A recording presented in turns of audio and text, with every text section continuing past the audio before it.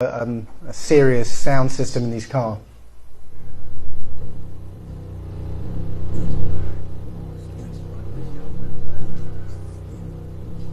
Now this isn't that one, no.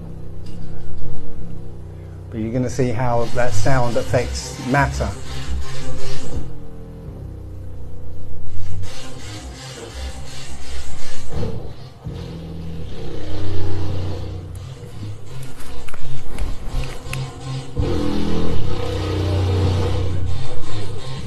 Watch the glass.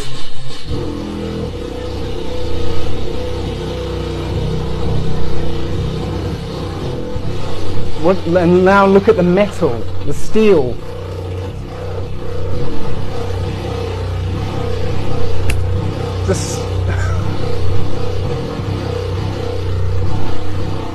That's incredible, isn't it?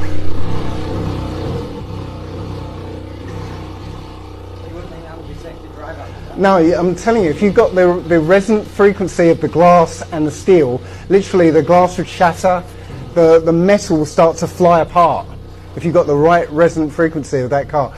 And if he drives around in that car with that music blaring, eventually that car's just going to fall apart. So that's incredible.